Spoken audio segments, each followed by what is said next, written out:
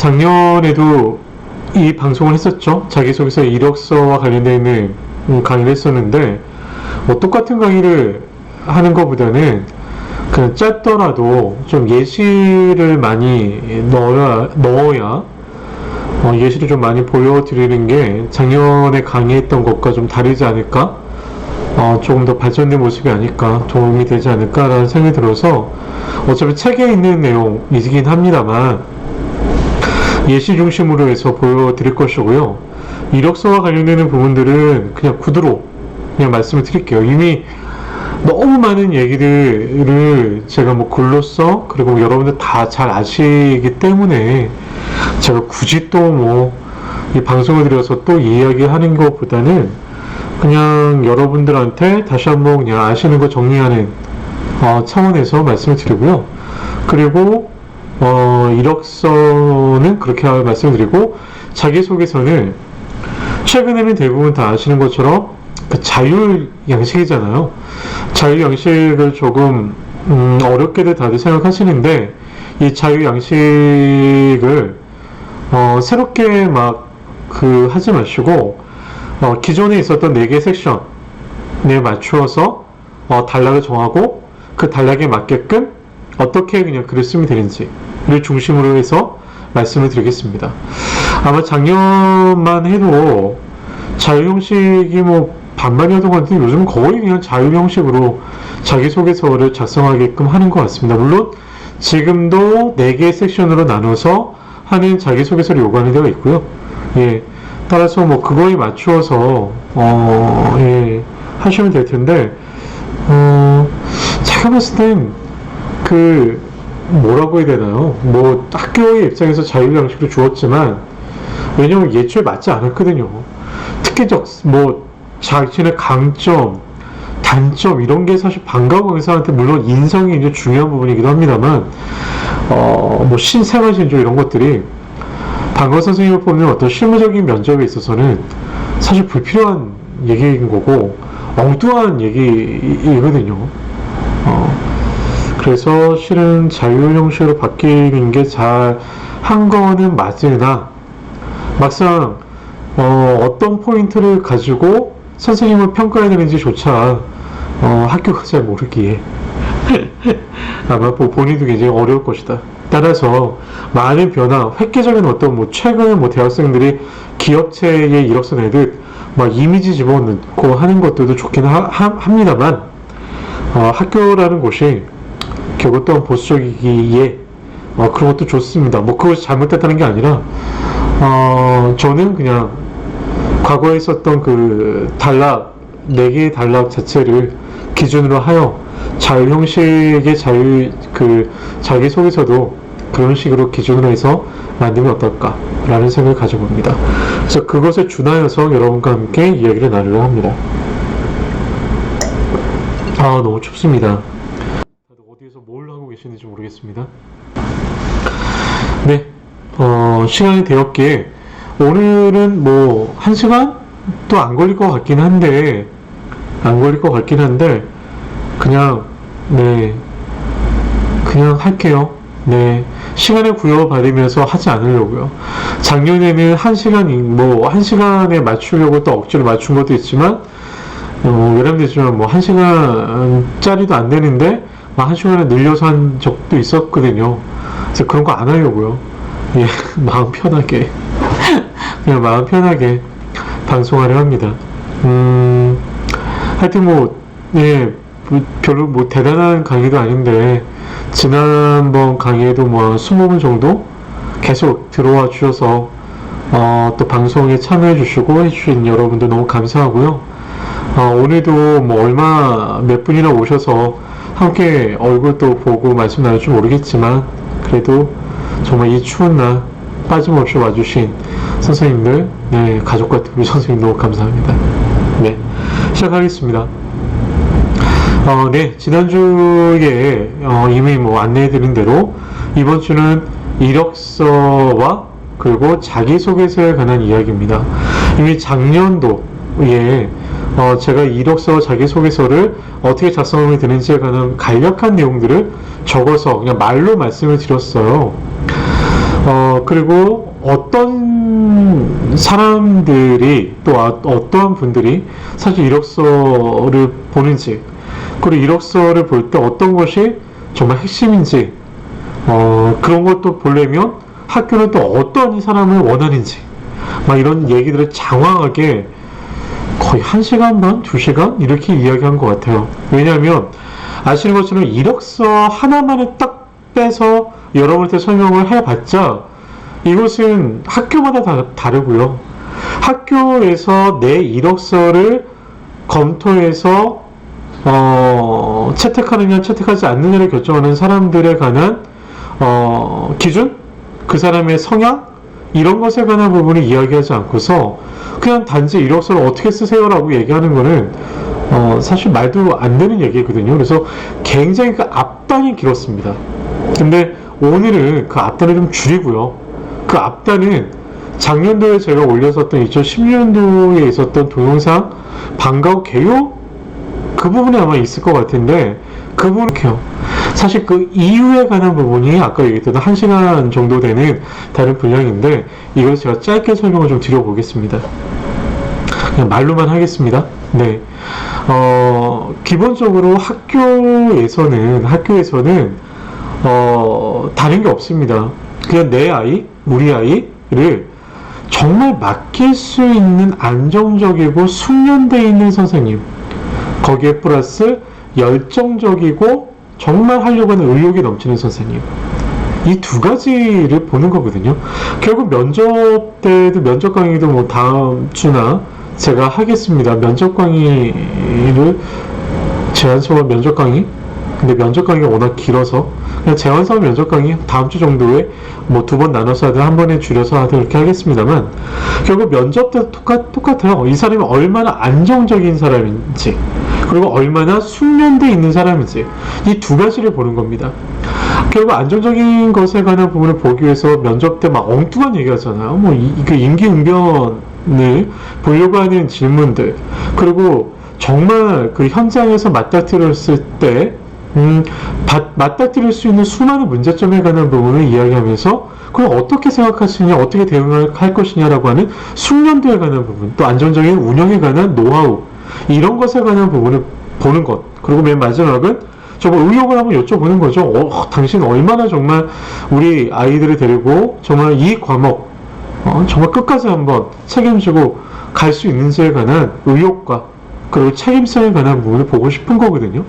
결국 면접에서 그거를 보고 싶다고 한다면 결국 이력서와 자기소개서도 그걸 보고 싶은 거예요. 예.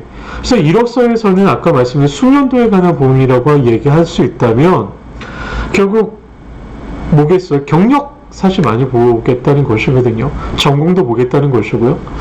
맨날 이런 거 묻습니다. 자격증 많으면 뭐 도움이 되느냐. 한 주 적으려고 자격증 하나 쓰는데, 배우는데, 돈 쓰는데 이거 도움 되느냐, 방과후 지도자 자격증 이거 도움이 되느냐, 맨날 이제 이런 질문이 이제 11월 되면, 10월 달 되고 11월 되면 막 폭발적으로 늘어납니다. 사실 그 수많은 자격증 학원들이 이때 다 사실 그냥 고객들 유치하는 거 아니겠어요?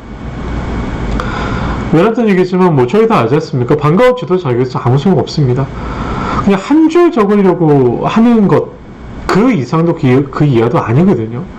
그런데 선생님이 막 100만 원씩 썼다, 100만 원에 자격증 3개 땄다, 막 이런 거를 따야 되냐 말아야 되느냐, 어디가 뭐 책료 주느냐 마느냐, 환불을 해야 되느냐 마느냐, 이런 얘기 막 계속 묻는데 너무 마음이 아프죠. 자격증은 의미가 그 기본빵인 거죠. 예, 그거로 당락이 정해지지 않습니다, 여러분. 경력이죠. 그래서 늘 얘기하죠. 경력이 없는 사람 어떻게 하느냐? 그럼 자격증을 메꿔야 되느냐? 이게 여기서부터 이제 늘 제가 드리는 강의의 핵심이 있는 거죠. 경력이 없으면 경험으로 뭐 메꿔라. 이제 그 얘기를 늘 드리지 않습니까? 좀 이따 말씀드리겠지만, 결국 이력서를 어떻게 채워가느냐의 부분은 결국 그 학교의 입장에서는 그나마 학교에 나갔었던 경력이 있는 사람들을 뽑을 수밖에 없는 게 학교 입장이다. 왜? 숙련돼 있는 분들, 안정적인 분들, 이런 분들을 뽑기 위한 부분이죠. 그렇다고 한다면 신입 강사인 나는 들어갈 수가 없네? 라고 얘기하시는데, 그렇지 않다라고 하는 게 이미 제가 방송을 할 때 저희 방송하고 난 다음에 후기 엄청 올라왔지 않습니까? 네. 신입 강사, 그러니까 저는 계속 말씀드리는 게 학교와 숙련되어 있는 선생님, 그리고 안정적인 선생님을 뽑기는 하나, 죄송한 얘기지만 정말 경력 있는 선생님들조차도 이력서와 자기소개서를 작성하는 방법을 잘 모르세요. 특히 예체능 쪽은. 죄송한 표현이지만 신입 강사님들 얼마든지 들어갈 수 있다라는 거죠. 그리고 제가 이력서와 자기소개서 면접에 관한 강의를 합니다만 저는 단 한 번도 이런 생각을 해본 적이 없어요. 어떤 생각이냐면 방과후 강사로 채용되는 게 어렵다라는 생각을 저는 해본 적이 없어요. 제가 강의를 네가 잘난 척하냐, 어쩌고저쩌고 얘기할지 모르겠습니다만, 저는 정말 자신해요. 제가 얘기하는 대로만 지금 이렇게 하시면은 학교에 채용되는 거 어렵지 않으세요? 저는 정말 제가 손에 장을 지지 않겠습니다만, 그거는 저는 확신할 수 있습니다. 네. 제가 하라고 말씀드린 대로 하시면은요, 채용되는 건 어렵지 않아요. 네. 채용이 어려운 게 아니고요. 제가 오히려 늘 걱정하는 건 뭐예요? 관리가 더 어렵다는 말씀을 드리죠. 네. 하여튼, 자세히가 또 길어집니다만, 여하튼, 학교에 있는 사람들이 첫 번째 원하는 거는, 안정적이고, 그리고, 숙련되어 있는 사람을 원한다.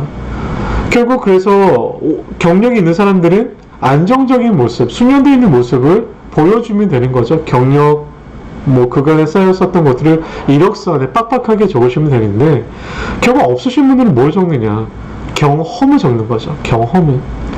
쓸데없는 자격증으로 칸을 채우시는 것보다는 경험을 쓰십시오. 예, 그건 나중에 말씀을 드릴 것이고요. 그렇게 적으시는 거고, 두 번째, 또 하나, 결국 늘 말씀드리지만 면접과 그리고 서류는 똑같은 겁니다. 어쨌거나 면접 때 나오는 질문이 자기소개서고요. 자기소개서는 결국 인성과 사람이 됨됨이에 관한 이야기인 것이고요. 그리고 제안서에 있는 내용이 바로 내가 어떻게 교실을 운영할 건지에 관한 강점과 운영 노하우입니다. 따라서 자기소개서를 잘 정리해야 면접 시에 나오는 인성에 관한 이야기들에 관한 부분을 정확하게 대답할 수 있는 것이고요. 그리고 내가 어떠한 강점과 어떠한 차별성을 가지고 있는지, 프로그램에 관한 부분, 교실 운영에 관한 부분을 가지고 어떤 내가 노하우를 가지고 있는지에 관한 부분을 정리하려고 한다면 어쨌거나 제안서를 정리해야 됩니다. 제가 늘 말씀을 드리죠. 따라서 서류와 면접은 동일합니다. 어쨌거나 쉬웠다. 제안서를 넣어야 되느냐 말아야 되느냐 지난주에 말씀드렸죠. 어떻게 넣어야 되며 50개의 학교를 어떻게 선정하며 어떻게 넣어서 메일링을 보냈지 직접 방문했지에 관한 부분을 말씀을 드렸습니다만, 결국 이력서와 자기소개서는 보여주기 위한 부분도 있겠지만 결국 면접, 그리고 실제 나아갈 때 학교 운영에 있어서 연간 프로그램 계획서, 차시별 계획서를 뭔가 나만의 것으로 만들어야 될 거 아닙니까? 그러려고 한다면 결국 업체가 준 것들이 아니라 결국 업체가 준 것을 가지고 내 것으로 만들어내는, 컨텐츠를 내 것으로 만들어내는 그 작업을 하고 나서 내 수업은 이런 걸 집어넣으면 되겠구나 라고 하는 차관점이 생길 거예요. 그 차관점을 잘 정제된 언어로 만들어서 또는 그림으로 이미지화해서 만든 것이 제안서고요. 그것을 또 잘 말로 정리한 것이 바로 내 수업에 대한 강점을 적는 바로 자기소개서가 되는 겁니다. 아셨죠? 이미 들었기 때문에 다시 정리할 건 없겠지만 학교가 요구하는 것들에 관한 인재상, 선생님의 강사에 관한 니즈, 이것들은 제가 말씀을 드리고 제 책을 굳이 보지 않더라도 한 번 정도 내가 심사위원, 말 그대로 면접관, 그리고 학교의 방과후 담당 교사가 됐을 때 어떤 사람을 뽑을까? 어떤 서류를 내가 초이스를 할까? 라고 하는 그 사람의 입장으로 만약에 내 서류를 보게 된다면 아시게 될 거예요. 네, 아시게 될 거라고요. 특히나 경쟁이 굉장히 심한 요리나 공예나 요즘 과학도 엄청 심하죠. 경쟁률이요. 그런 과목에 있어서는 그러면 그 업체 대부분 뭐 과학은 업체 뭐 제품에 관한 경쟁도 있을 수가 있는 것이고, 요리 같은 경우는 대부분 더 비슷한 경력이 있고 하실 텐데, 그럼 나는 어떤 차별성을 가져야 되지? 라고 하는 것. 결국 그러려고 한다면 자료 정리도 그러니까 정보도 많이 얻어 놓으셔야 돼요. 그러니까 학교마다 연간 프로그램 계획서나 이런 것들을 공개해 놓은 학교들이 굉장히 많습니다. 꽤 있어요. 뭐 많지는 않습니다만, 그런 학교, 만약 내가 어플라이 하려고 하는 학교가 그렇게 정보 공개되어 있다고 한다면, 적어도 나라면, 제가 만약에 선생님들의 입장이라고 한다면, 올해 하고 있었던 그 공개되어 있는 자료를 보고 나서 나는 적어도 이거와 다르다 라고 하는 차별성에 관한 부분을 당연히 봉투, 첫 번째 제안의 봉투, 이력서, 정말 제안서, 사기소의 제안서에 그 차별성부터 집어넣을 거라고 저는 생각해요. 뭐 그게 아니라고 한다면 어차피 뭐 기존의 선생님이 될 확률이 크지 않습니까? 그렇다고 하는데 들러리 면접이냐 아니냐 들러리 면접 좋냐 나쁘냐 이런 얘기 하는데, 면접은 가야죠. 무조건 가야죠. 들러리 면접이든 뭐든 정말 세상에는 어떻게 알겠습니까? 오히려 더 들러리 면접 같으면 더 강하게 얘기하세요. 더 나를 어필하세요. 그리고 떨어지더라도 나는 경험이 남는 거지 않습니까? 네. 오히려 그렇게 좀 긍정적으로 봤으면 좋겠다는 생각도 드는데, 여하튼 학교의 입장에서, 교사 입장에서 첫 번째, 서류 통과가 가장 중요하잖아요. 서류 통과를 해야 면접의 기회가 있는 건데, 서류 통과하기 위해선 그럼 어떻게 준비해야 될지에 관한 부분은 아까 말씀드린 대로 안정적인 것과 숙련적인 것, 그리고 더 나아가 차별성에 관한 부분을 집어넣자. 그러면서 정말 내 서류를 바라보는 그 사람의 입장에서 내 서류가 얼마나 매력적일지 한번 보자. 이게 중요합니다. 이미 수차례도 말씀을 드렸고, 여러분들한테 제가 강의를 말씀드렸던 거예요. 제 얼굴을 좀 가리겠습니다. 자, 이력서에 관한 부분은 늘 말씀드리지만, 경력이 없으면 경험을 채워내는 겁니다. 과외, 대학교, 봉사, 재능기부, 학원, 기타 등등. 그러면 뭐 경력증명서가 없는데 어떻게 하나요? 경력증명서가 없는 것도 쓰는 겁니다. 경력증명서가 없음에도 불구하고 나를 뽑았으면 경력증명서가 없어도 이 사람이 인정해 줄 만한 내용이 있다라는 거예요. 그러면 경력증명서가 없는데 안 써야 돼, 못 써야 돼, 못 쓰면 어떻게 해요? 이런 거는 묻지 마세요. 그러면 너무 의문이에요, 여러분. 쓰십시오, 일단. 거짓말을 쓰라는 게 아니고요. 실제 여러분들이 정말 가르치는 사람으로서 충분히 내가 나를 어필할 수 있는 경험이 있다라고 한다면 전 그 경험은 무조건 써야 된다고 생각합니다.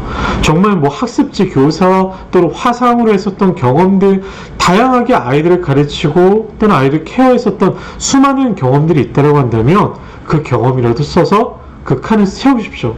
또 하나 뭐예요? 세미나, 우리 방시학을 죄송하네요. 진짜 또 이 얘기를 하려고 했더니, 제가 몇 년 전만 해도 오프라인 강의를 많이 했었는데,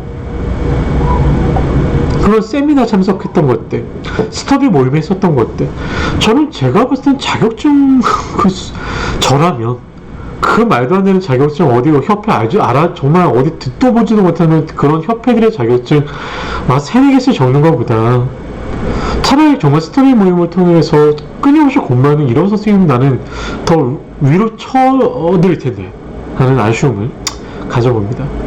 또한 이때 이력서 쓸 때 2장 넘기지 마세요. 특히 컴퓨터 자격증 가지신 분들 거의 3장, 4장, 5장씩 쓰는데 1997년도서부터 만들어진 했었던 자격증 지금도 붙이시는 분들 계신데, 글쎄요. 개인적으로 그런 분들 거는 잘 안 보게 되더라고요. 예, 오히려 저 같은 경우는. 그리고 경력증명서로 입증 가능한 내용만 적는 것이 원칙이긴 하다라는 말씀을 위해서 말씀을 드렸으나, 학원 같은 경우 폐업이 되거나 했을 경우는 아시는 것처럼 교육청에 신청하면 경력증명서를 받을 수 있습니다. 그런데 시절 사대보험이나 어떤 뭐 소득 증빙이나 또는 학원 설립을 제대로 하지 않았던, 운영을 제대로 하지 않았던 그런 학원들 같은 경우는 경력증명서가 제대로 있지 않을 때도 많습니다. 따라서 여러분들이 꼭 학원을 그만두실 때는 경력증명서를 꼭 그 학원으로부터 받아 놓으셔야 됩니다. 그런 것들이 굉장히 중요합니다. 그리고 또 하나 또 중요한 것은 오타 오자 장난 아닙니다. 특히 학원에서 경력증명서 아니 이력서 써주는 데들이 있습니다. 근데 그런 데서 정말 말도 안 되는 그 오타를 적어서 준던 그 이력서를 본 적이 있어요. 그런 건 쓰시면 안 됩니다. 여러분이 꼭 다시 보셔야 되고요. 또 하나 학교마다 이력서 폼이 다 다릅니다, 여러분. 똑같이 쓰시면 큰일 납니다. 반드시 그걸 확인하셔야 됩니다. 최근에는 대부분 다 통일이 되었으나 학교마다 다릅니다. 반드시 확인하셔야 됩니다.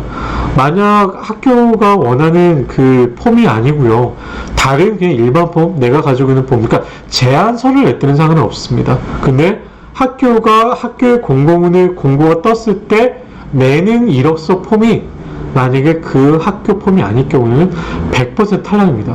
물론 아닌데도 뭐 붙여주는 데도 있을 수 있겠습니다만 100% 탈락이라고 보시면 됩니다. 또 하나,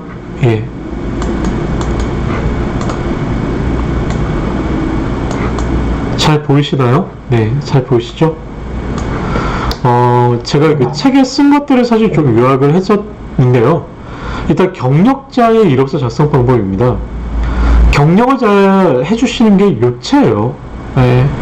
뭐 제가 봤을 때는 그 100개의 자격증보다 1개의 경력이 훨씬 더 의미 있습니다.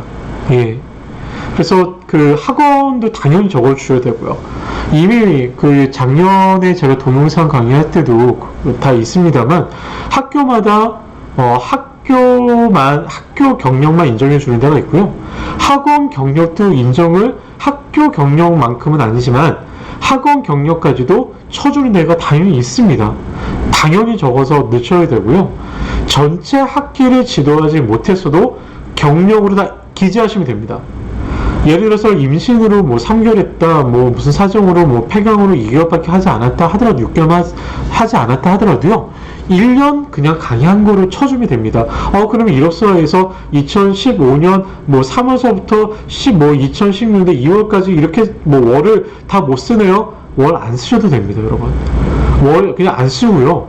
2015년도 땡땡땡 초등학교 무슨 과목 이렇게 적으셔도요. 학교는 전혀 문제를 제기하지 않습니다. 네. 아셨죠? 어떤 말씀인지 아시겠죠? 네. 그리고 관련 프로그램이 아닌 프로그램 경력도 기재하셔야 되는데요. 예를 들어서 로봇 프로그램에 지원했는데 이 정도는 요리다 하더라도요.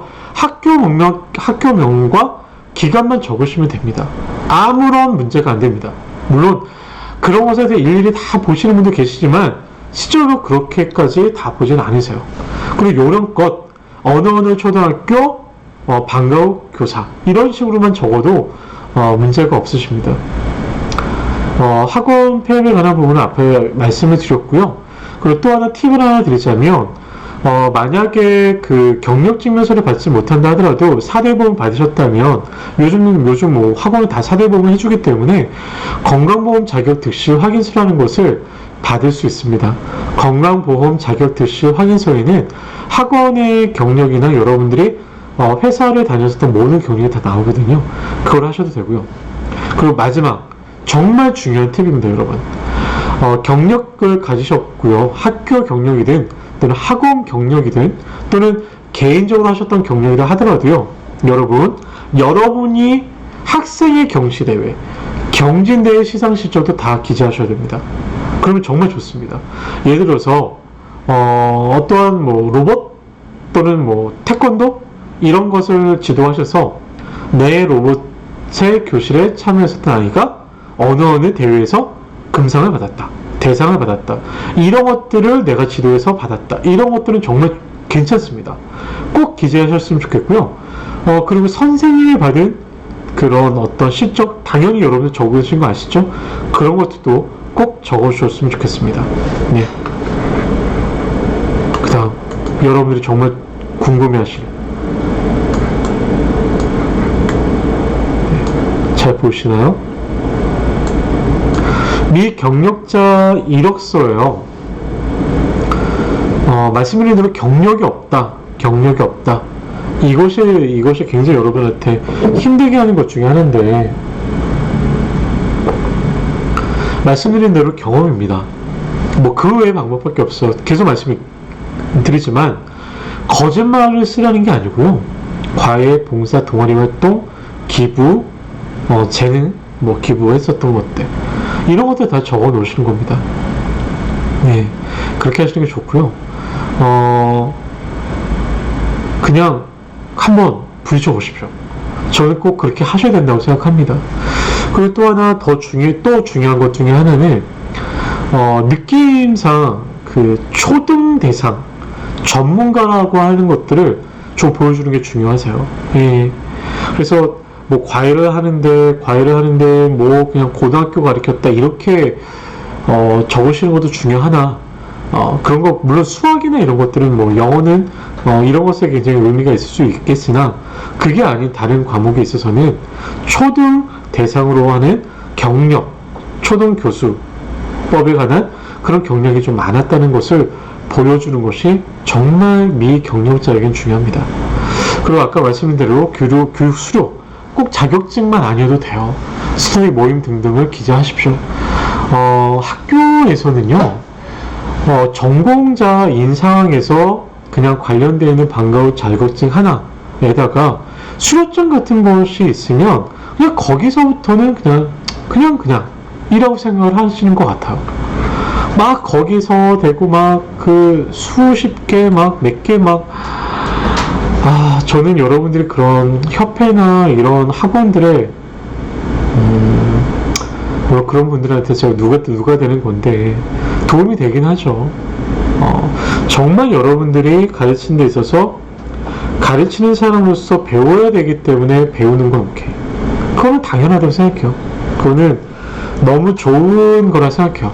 그런데 이것을 그 취업이나 이런 것들의 어떤 그 충분 조건이라고 생각하는 이런 생각을 가지신다면 이건 완전히 잘못 생각하시는 겁니다.